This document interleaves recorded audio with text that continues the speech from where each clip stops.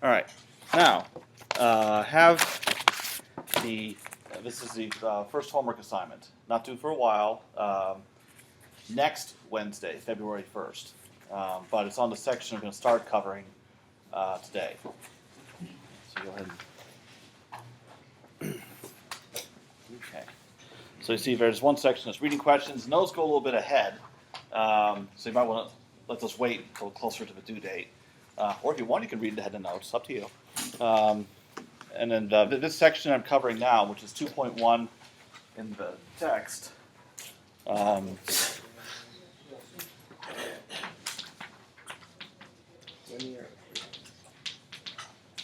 happens to be 2.1 in my notes as well, although those section numbers will not necessarily always agree.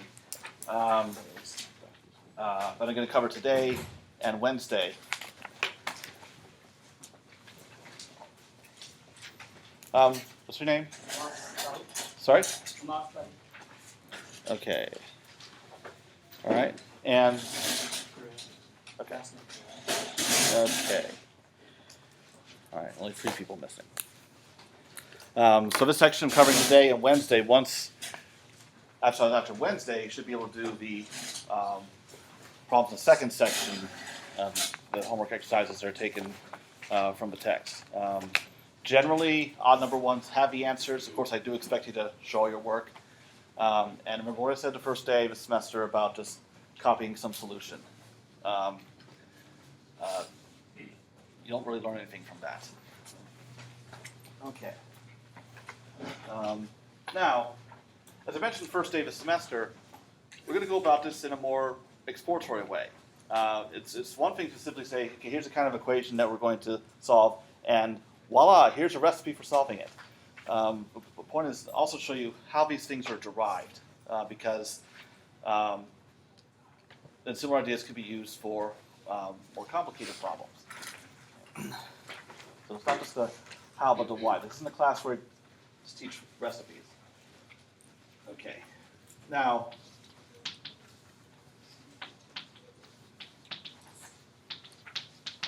our starting point, we're actually not going to focus on some linear equations, but call my classification from Friday a first order ordinary differential equation.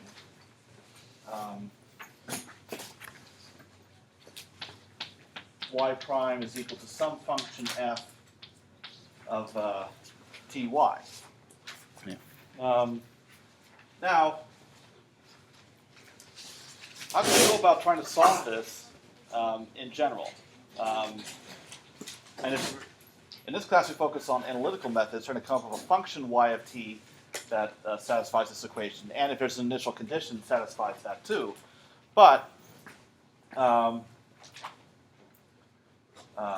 sometimes we won't be able to get an explicit formula y of t equals something. Sometimes we have to settle for an equation for which we can solve for y of t at any particular time. So this gets back to something that you would have probably seen, I think, in Calculus 1 or so. 2 ways to represent a function of a single variable.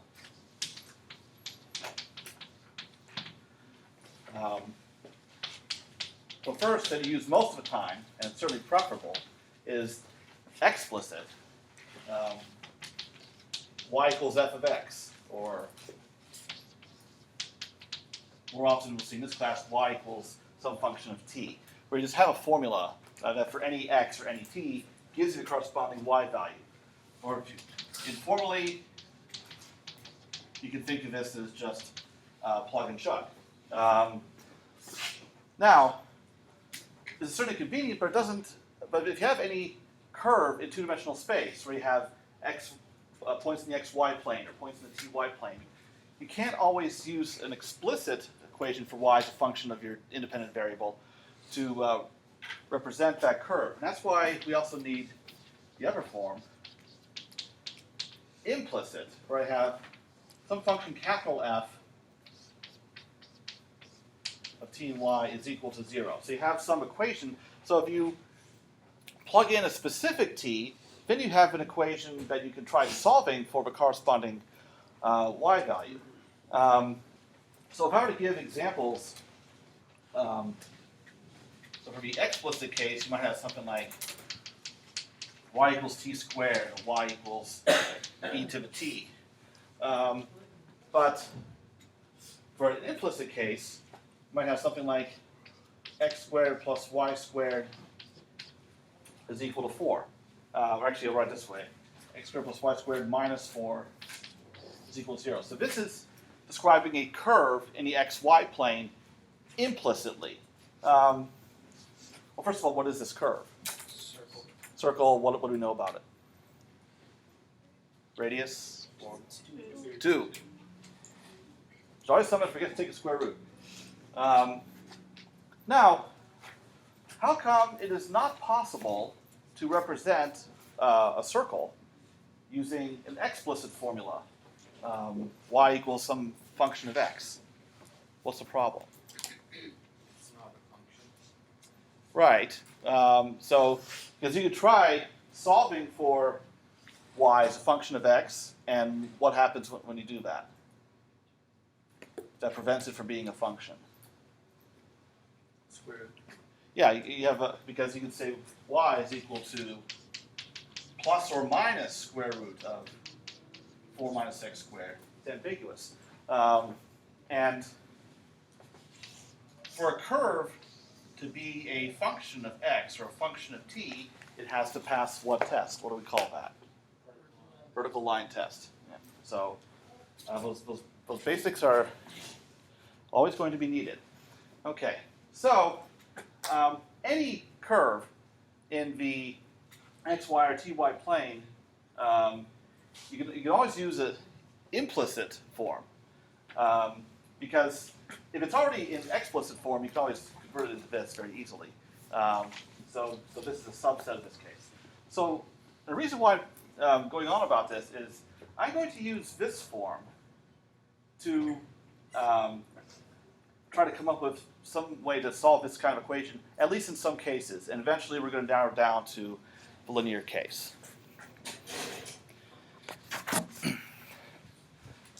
Thank you.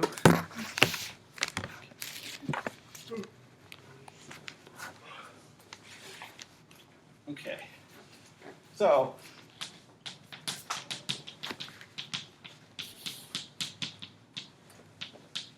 we're going to seek a solution of this form, capital F of ty equals 0, where our function capital F is the unknown. So that is separate from the little f that's in the ODE.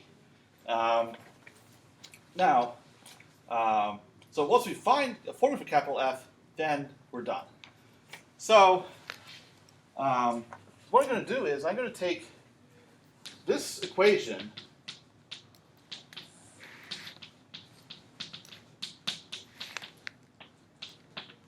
with respect to t. But you have to keep in mind y itself depends on t. Y and t are not two independent variables. T is the only independent variable, y is dependent on it. So if you want, you can write this way. T y of t is equal to 0 to help make that dependence of y on t more explicit. So when you take the derivative of this equation with respect to time, you have to take both variables, both arguments of capital F into account. And what you're going to get is, this is a partial derivative of capital F with respect to t. So in other words, whatever your function is, you're differentiating only with respect to t, and you're treating y as if it were a constant. And that takes care of this part. Then you move on to the next variable, and that's where you have to differentiate capital F with respect to y. But then you have to use the chain rule. But keep in mind that y depends on t. So we're differentiating all of this with respect to t. So the derivative of this part with respect to t is partial f with respect to y,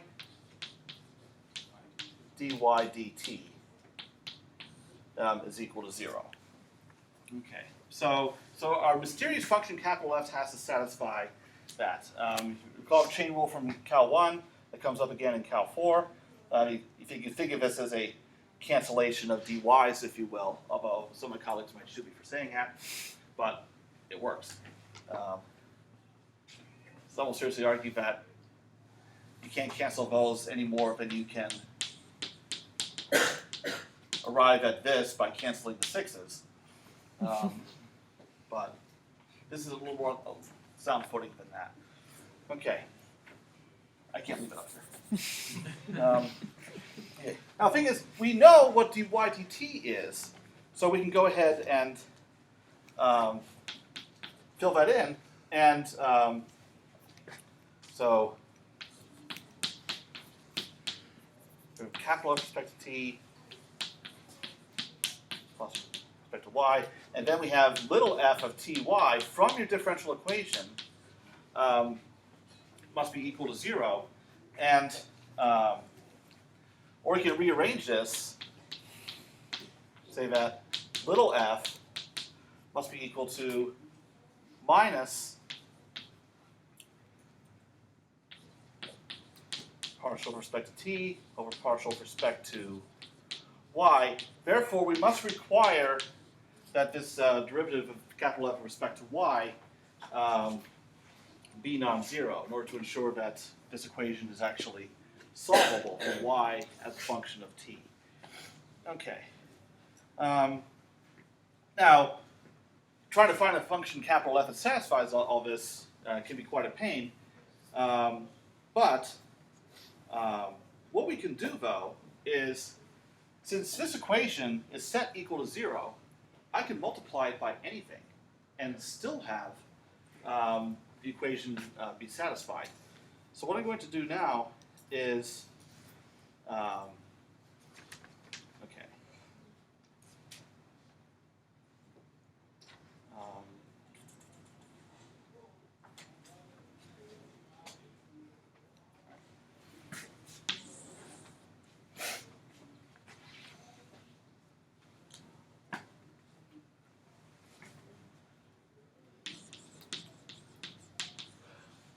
So if I compare the following, because a lot of this is pattern matching.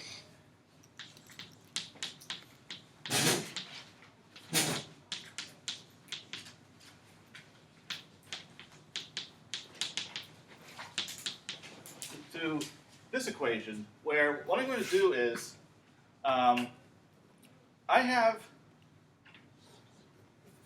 now, don't write anything yet, because you're just going to mess up, and because I'm going to move things around, and then your notes will get all messy. Because we have dy dt is equal to f of ty, but what I can do to try to bring this more to alignment with this, I'm just going to move this to the other side. So I can think this is minus f is equal to 0, so it's equivalent to our original ODE. But then what I want to do is, like I said, I can multiply through this by anything and still have an equivalent equation. So I'm going to scale this equation by some function that I'll call mu. Okay, and then on the right side, I'm still going to have 0. Okay, now you can write. So if I match these up, this is very important because it gives me a way to try to characterize at least the derivatives of my unknown function.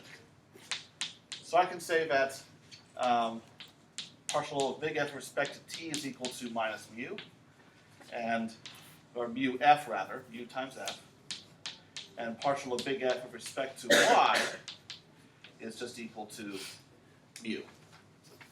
Okay. Now you're going to think, okay, how's this helping us? Well, more than you think, because now what I can do is differentiate this equation, both sides, with respect to y, and this with respect to t. So what happens is, for this one on the left side, differentiating with respect to y, I'm going to get a second partial derivative. I'm differentiating first with respect to t, and then with respect to y. and then I'm going to have to differentiate this with respect to y also. But that's going, and I'll just leave it like this for now. And the subscript indicates differentiation. So this represents the derivative of this whole thing with respect to just y. And then on the other side, I have second partial, first with respect to y, and then with respect to t of big F is equal to the derivative of mu with respect to t. All right, so when I say something like mu t, that's the same as derivative of mu with respect to t. They mean the same thing. If you're already taken 280, you would have seen this notation. If not, you're probably seeing it very soon. Okay. Now, here's the kicker, though. These two have to be equal. As long as everything is nice and continuous, which for the most part we are going to assume in this class, even though we differentiate in the opposite order, first t then y, first y then t, the result you get is the same. So now you can say that these must equal each other. Now capital F is out of the picture, and little f is known. So mu is what we can focus on now. And that's going to give us a way to actually arrive at a solution technique in at least some cases.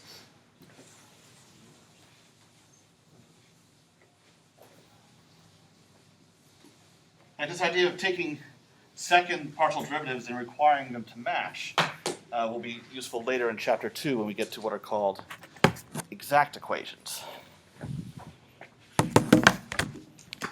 Okay. All right. So now what I have is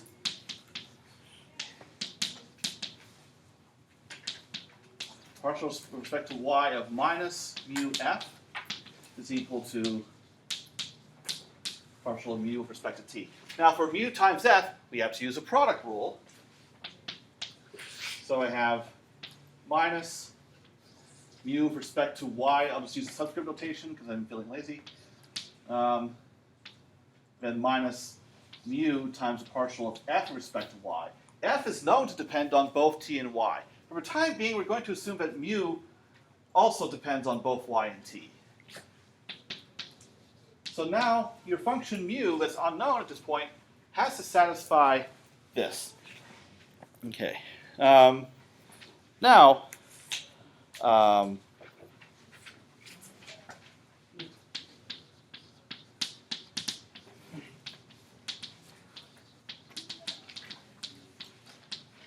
right, so let's suppose that we're able to solve this equation for a given little f, and we find some function mu that satisfies this.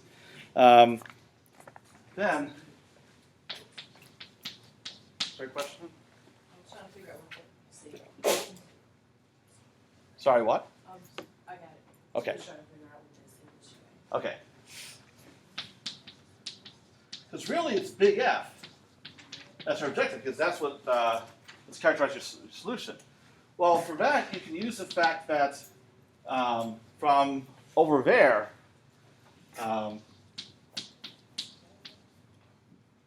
partial big F with respect to y is equal to mu.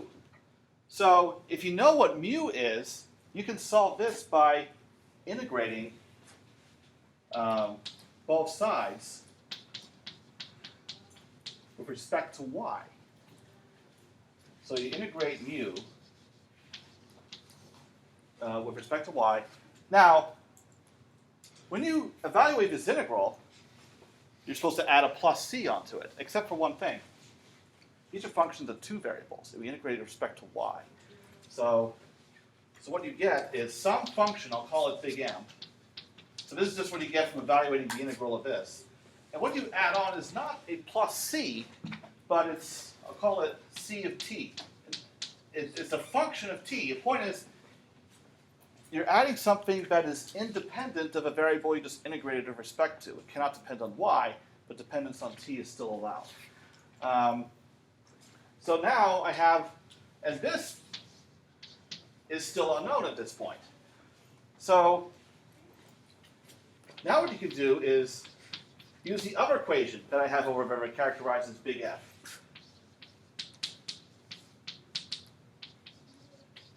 I have this equation.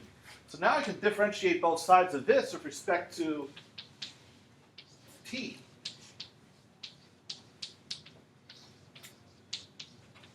So that's going to be derivative of this with respect to t plus that, which is just c prime of t. And that must be equal to minus mu f. And this gives me an equation that I can then solve for c. Once that is done, then capital F is completely specified, and now I have my solution. So, in other words, finding mu is the key to everything here. Once I have that, I'm done. I can just go through these manipulations and come up with a solution to my original ODE. Okay. Now, the function mu is called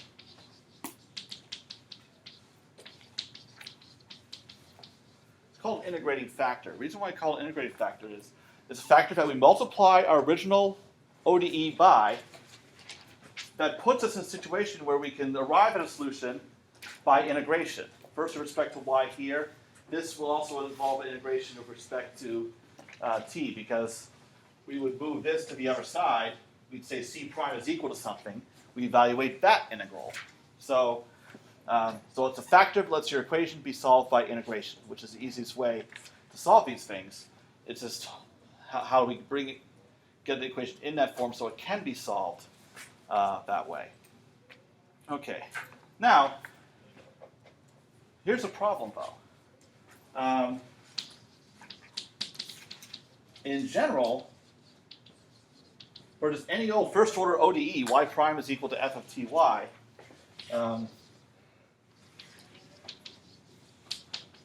Can be very hard to find.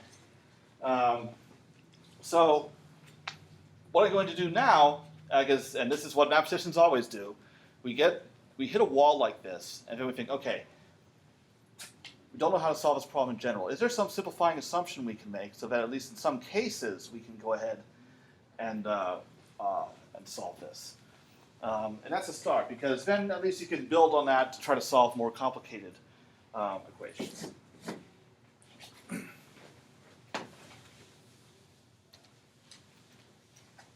So what's happening is, this is complicated by the fact that mu is allowed to depend on both y and t. If we make an assumption that it doesn't, maybe it only depends on one variable,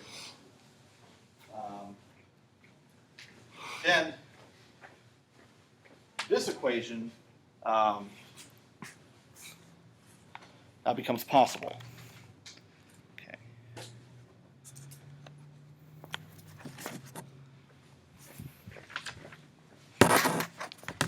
Okay. Or we can make assumptions not about mu, but about f. Okay.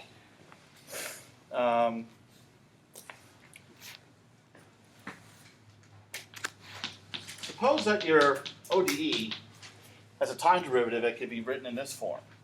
It could be written as a product of a function of t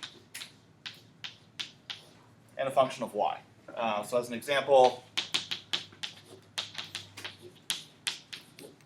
something like that. So this would be your g of t, and this would be your h of y. So this whole thing is your little f of ty. So we'll see a lot of equations in this chapter where that kind of separation can be made. Okay. So when that happens, we say that the ODE, y prime is equal to f of ty, is separable. Okay. Now,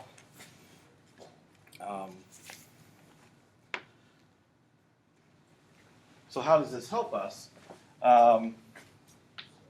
Then what we can do is we can let mu just be equal to a function of only y. So when we do that,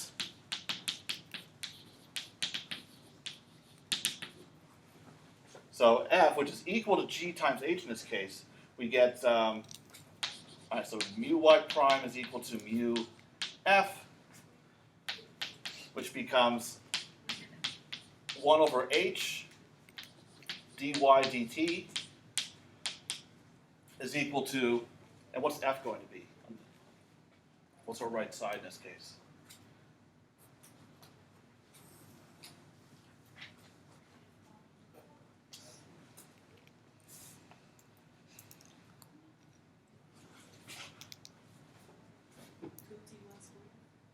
Oh no, not the specific example. General case. All right. Look at what I told you. Look at what I have here on the board about what little f is in general. This right here, and what mu is. Oh, this would be G and Z. Yeah, the h's cancel. That's the key. Very good. So now this is g of t. Okay. So then what you can do is, and like I said, once mu is known, and I've just said what mu is in this case, we can go ahead and solve the equation by integration. So you can say, you can actually integrate both sides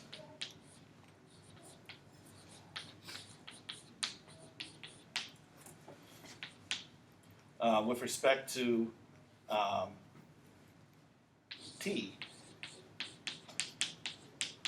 Okay. And we'll return to this in the next section, but the point is, in this case, we know what to do from here. So in fact, you can write this using what I did last Wednesday. Make a simple substitution, and so this is dy. So really you're integrating 1 over h of y dy is equal to the integral of g of t dt. Don't forget your plus c. And then you can come up with the solution y of t from there. Okay. So this is one case that's doable. Now, this case is actually of more interest to us today.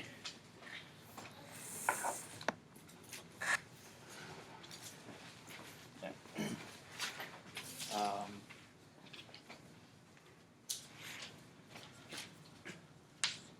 Where little f has a different form.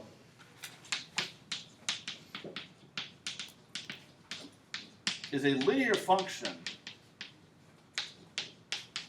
in the y variable. Now, for instance, when you say y is a linear function of x, you think y is equal to mx plus b. It's a constant times your independent variable plus some other constant. Now, little f is a function of two variables, but it's linear in the y variable. That means instead of constants, instead of a constant slope and y-intercept, if you will, what we have are coefficients that are allowed to be functions of t. They just can't depend on y. So the specific form I'm going to impose on little f is minus p of t y plus q of t. Reason for a minus is to be more consistent with the other notation we'll be dealing with later. But the point is, this is the only occurrence of y, and we don't have any function of y, it's just y by itself. And you can only, whatever it's multiplied by must be a function of only t. Okay, so for instance, ty is cosine t times y plus e to the t. So you can have whatever functions of t that you want. They just can depend on only t. So one that doesn't work is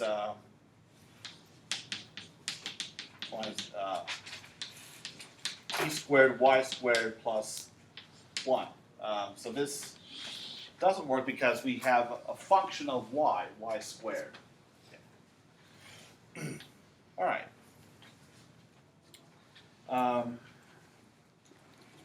Now, what we get is something of this form.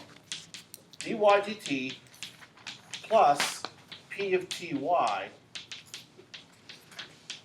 is equal to q of t. So I've just moved this term to the other side, and that is a linear first order ODE. So this is the kind of equation we care about for now. First order in this chapter, then in later chapters we go to second order and then higher order. So your functions, your coefficients, often constant, but in this case we let them depend on t. Okay. So now I'm going to go back to the equation I have on the other board, the equation that characterizes mu, because mu is what I need to find. And now I know something about little f, so I can take that into account. Oops, sorry. So I need to leave this equation up here.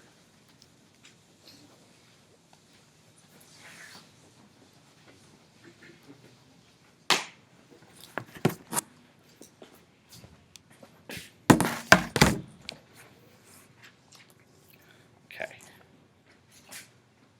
So in this case, little f is equal to minus py plus q, where it's understood that that the p and q are functions of t. So that means that partial derivative of f with respect to y, well, p and q are treated as constants because they don't depend on y. They can only depend on t. So derivative, okay, so what would derivative of this with respect to y be? Because p and q don't depend on y. I'm sorry, I can't hear. Negative b Yes, the negative p, but that's it. plus. Oh. Yeah, because that does not depend on y. It's like a constant, its derivative is 0. So it's just minus p. Okay, so now I can put this up here. So I have minus mu y times f, which is minus py plus q, minus mu times partial with respect to y, which is minus p, is equal to d mu dt. Now, the trouble is, that's still going to be difficult to solve in its present form unless we make some assumption about mu. So I'm going to assume mu is not a function of both t and y. It is only a function of t. Now, if it's only a function of t, how does this equation simplify dramatically?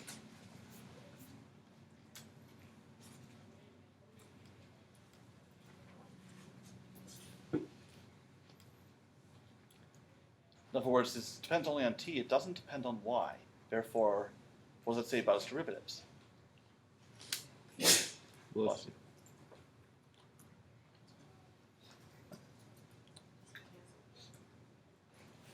What in here is going to go away? Zero, first term. Yeah, the first term, because if it only depends on t, that means that partial of mu with respect to y must be equal to 0. So that's gone. And now I can write this part as just, so I have the minuses cancel, which is a mu p is equal to mu prime.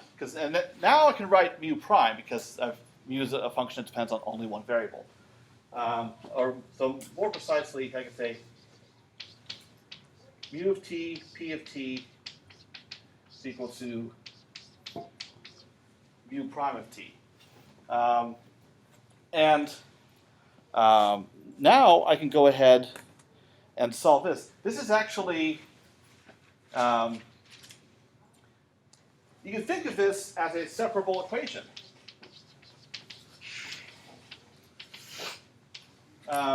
Because now mu is playing the role of y. So it's kind of like, so you think of it as equivalent to y prime is equal to p of t y. It's just that in place of a letter y, I'm using mu because y is my solution to my original equation. So now what you can do is rearrange this. I have 1 over mu of t, mu prime of t. So I'm moving s to the other side by division. Is equal to p of t. And now I can integrate both sides with respect to t. How can I evaluate that integral? We actually saw something like it on Wednesday.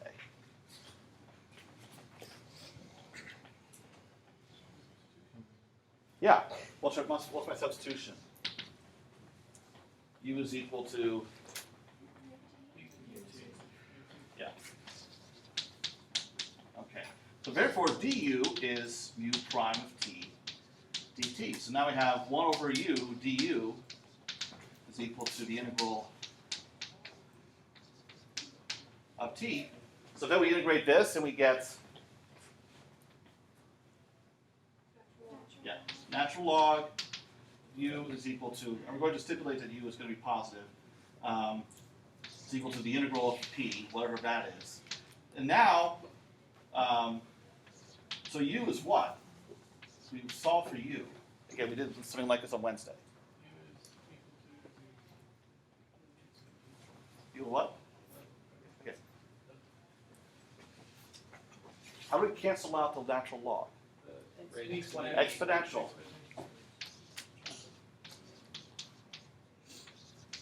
But u is u. Bless you. So now we have our integrating factor in terms of a coefficient from our original equation. So in this case, we're able to solve this. So, okay. So now we're well on our way here, because like I said before, once we know mu, we can proceed from there to solve our original equation.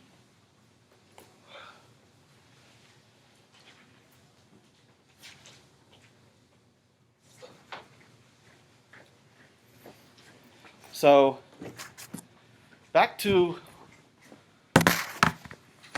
what I had before.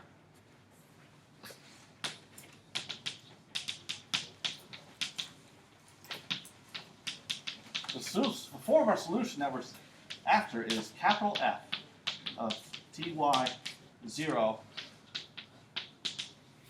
where partial of f with respect to t, respect to y, is equal to minus mu times f, partial of f with respect to, no.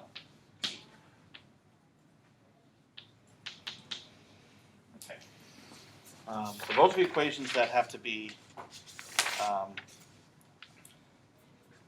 satisfied. And now I know, and little f is given, mu is known now. So I integrate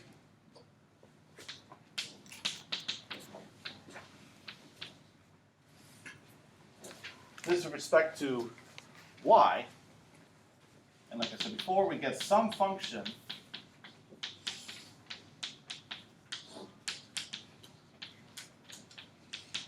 from integrating, and then we, as instead of a plus c, we're adding on this function, little c of t. Okay. Now, okay.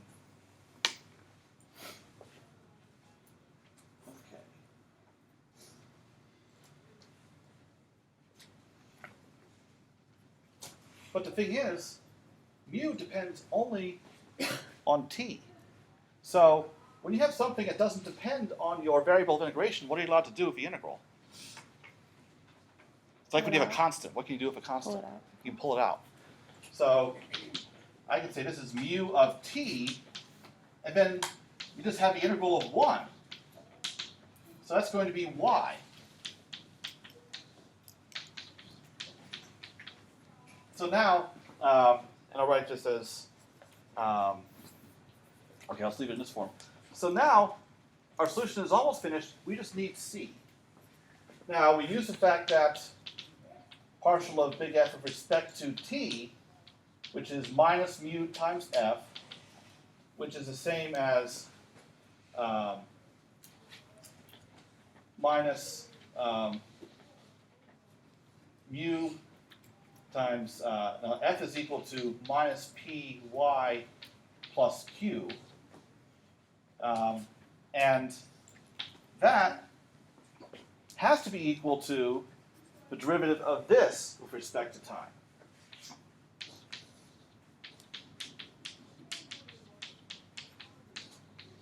Okay. So now I can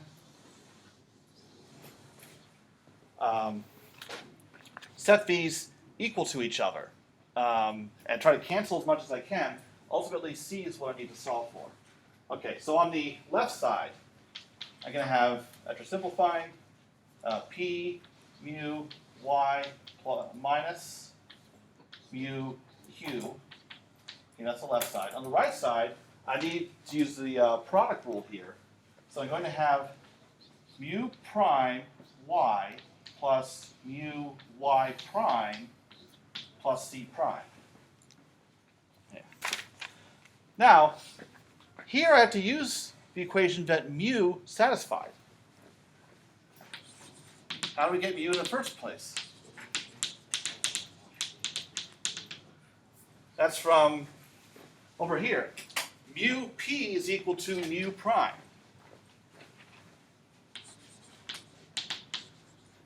So I can use that right there. I can replace mu prime with mu times p. So now what I get is p mu y minus mu q is equal to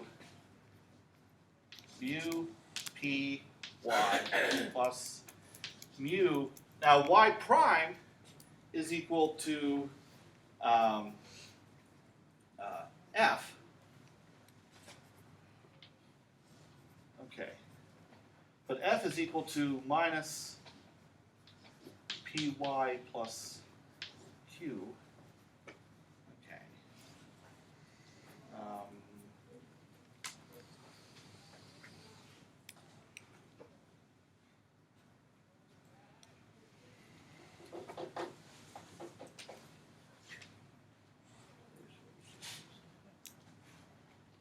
Something seems fishy here.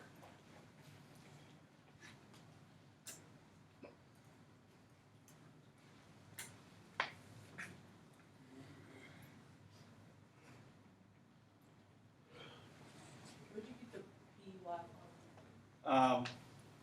The negative PY thing? Okay. Parentheses. Oh, here? No, over there. Oh, that's f, which is equal to y prime. Okay. Sorry, I'm going to have to.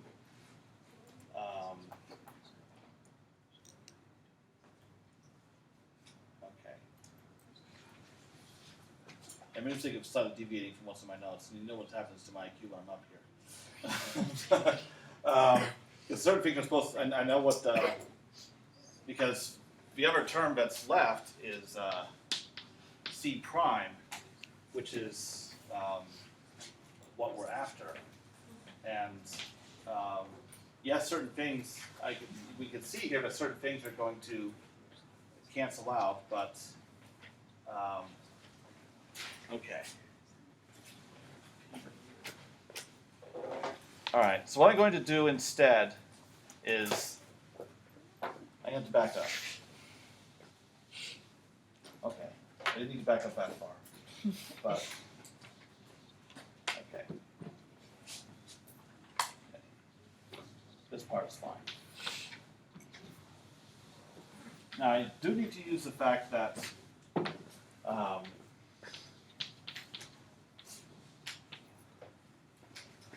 I think I know what I did. Yep. Okay. Well, okay. So I still want to use this equation, but f is equal to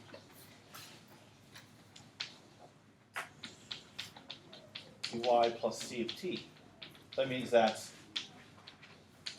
ft is equal to, okay.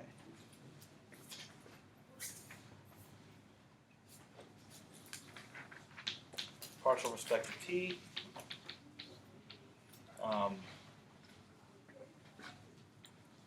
plus c prime of t. And the thing is, that has to be equal to minus mu times f. Now, f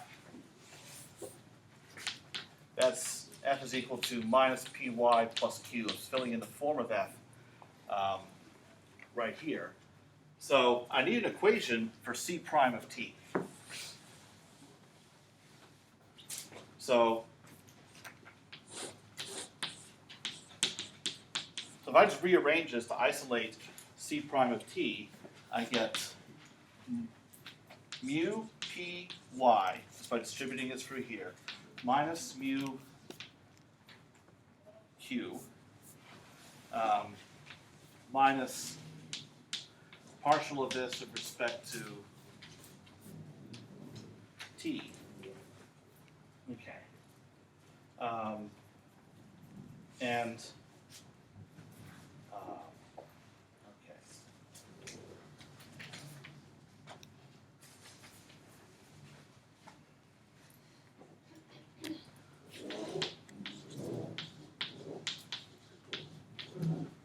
Now, m of ty is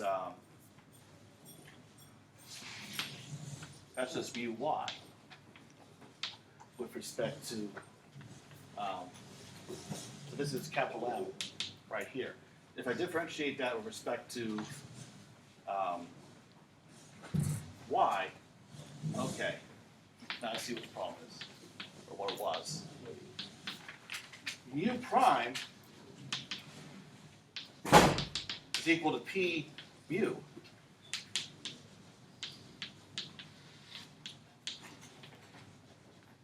Yeah, because this is a partial derivative. I should not have differentiated y. I did one differentiation too many before. So now I have p mu times y, because that's what mu prime is.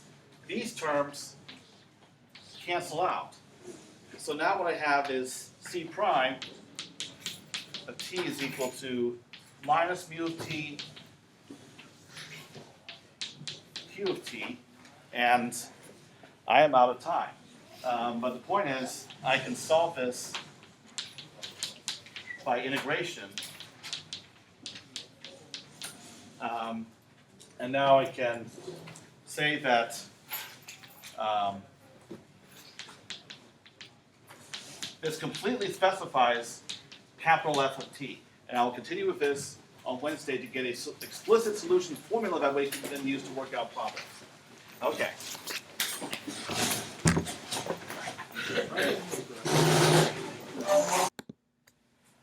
Okay, I'm adding a short supplement to the video for today's class. And I want to clarify the presentation a little bit because it was a bit rushed. Also, there was one mistake made. So, instead of dealing with a general first-order equation, I'll jump directly to the first-order linear equation that we ended up arriving at. Y prime plus p of ty is equal to q of t. And for convenience, I'm going to rearrange this. I want everything on one side. And I also want a y prime term to be the last term. Then I'm going to multiply through by an integrating factor, mu, which in class we initially allowed to be a function of y and t, but we found that for this kind of equation, making it a function of only t was enough. So that's what I'm going with here. Okay. Now, we're seeking a solution of a form big F of ty is equal to 0. So if I differentiate this equation with respect to t, which I did in class, we have df dt plus df dy y prime is equal to 0. And you can see why I wrote the previous equation in the way that I did. Y prime term is last in both cases. So by matching these two terms, if it's matching df dt with everything else, we get the equations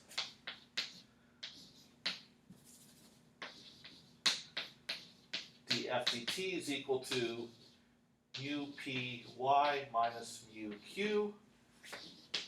df dy is equal to mu. And then, as I did in class, by differentiating this equation with respect to y and this equation with respect to t, the two should be equal. So we get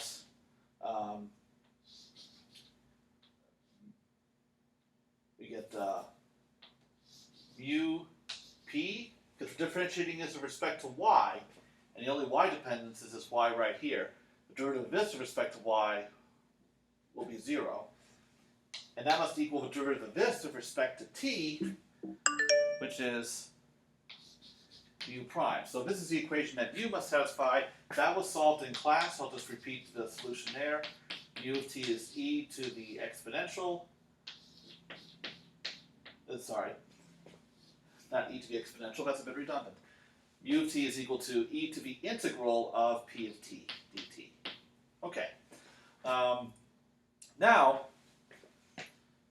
it's big F that I want to describe the solution, and I will explain in class on Wednesday how we actually use big F. But just to finish this off, what I did today, using the fact that df dy is equal to mu, by integrating both sides of this equation with respect to y, I can get a hold of big F. So from this condition, I integrate both sides with respect to y, and I get that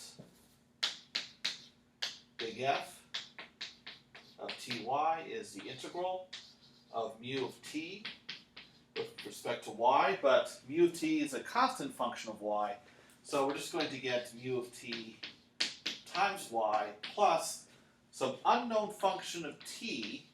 In other words, anything that's independent of y, or variable of integration, and I'm calling that c of t. Now, in order to figure out what c of t must be, I'm going to take this equation, big F is equal to this, and differentiate both sides with respect to t. So what I get is df dt, which is known to be, it must be equal to this. Mu p, I want the dependencies, mu of t, p of t, y, minus mu of t, q of t. So it comes from this. But df dt must also be equal to the derivative of this with respect to t. So that would be mu prime of t y plus c prime of t. This is where I made a mistake in class. Yes, eventually we will think of y as a function of t, but big F is a function of two independent variables, t and y. Therefore, I must treat y as an independent variable. So when differentiating this whole thing with respect to t, I must treat y as a constant, and that's what we have right here. So now I have this equation, but mu prime is equal to mu times p. So I have mu of t, p of t, y, plus c prime of t is equal to all this. But I have mu of t, p of t, y on both sides of the equation. Gone, gone. And what is left? So continuing over here, I have c prime of t is equal to minus mu of t, q of t. So now I just have to integrate both sides.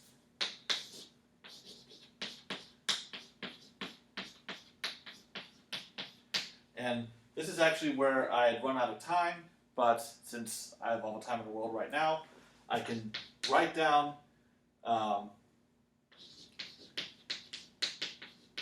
at least an implicit form, and I'll do an explicit form in class on Wednesday. The solution